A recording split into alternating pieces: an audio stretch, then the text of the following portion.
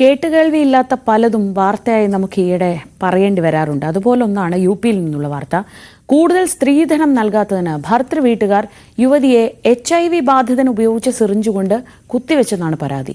വൈദ്യപരിശോധനയിൽ യുവതിക്ക് HIV ബാധ സ്ഥിരീകരിച്ചതോടെ പിതാവാണ് പരാതിയുമായി രംഗത്തെത്തിയത്. ഉത്തർപ്രദേശിലെ സഹാറൻപൂരിൽ നടന്ന സംഭവത്തിൽ കോടതി ഉത്തരവിനെ തുടർന്ന് കേസ് രജിസ്റ്റർ ചെയ്ത് അന്വേഷണം തുടങ്ങിയിരിക്കുകയാണ് പോലീസ്.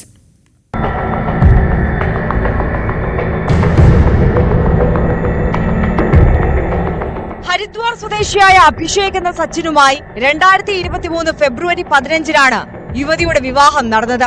സ്ത്രീധനമായി കാറും 15 ലക്ഷം രൂപയും നൽകി. എന്നാൽ SUV കാറും 25 ലക്ഷം രൂപയും കൂടി വേണമെന്നായിരുന്നു ഭർത്തൃ വീട്ടുകാരുടെ ആവശ്യം.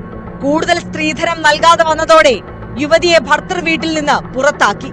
തുടർന്ന് പഞ്ചായത്ത് അധികൃതർ ഇടപെട്ട് യുവതിയെ തിരിച്ചെത്തിച്ചെങ്കിലും ശാരീരികവും മാനസികവുമായ പീഡനം തുടരുകയായിരുന്നു.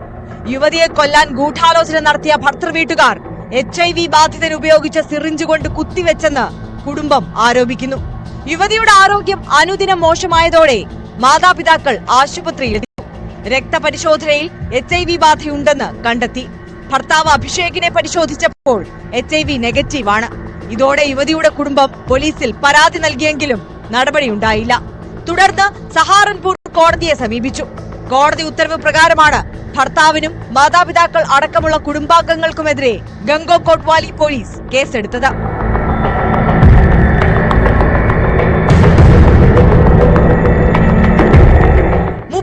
ാണ് യുവതി. സ്ത്രീധന പീഡനം, മർദ്ദനം, കൊലപാതക ശ്രമം തുടങ്ങിയ വകുപ്പുകളാണ് പ്രതികൾക്കെതിരെ ചുമത്തിയിരിക്കുന്നത്. അതേസമയം ഭർത്താവിന്റെ വീട്ടുകാർ ആരോപണം നിഷേധിക്കുകയാണ്.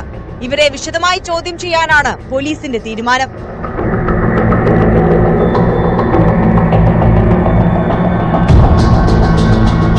News desk, news 18. മറ്റ് വാർത്തകളിലേക്കൊക്കെ നമുക്ക് മടങ്ങിയെത്താം. ഒരു ചെറിയ ഇടവേള എടുക്കുകയാണ് രാവിലെയിൽ. ഇത് കണ്ടോക്കാണ്.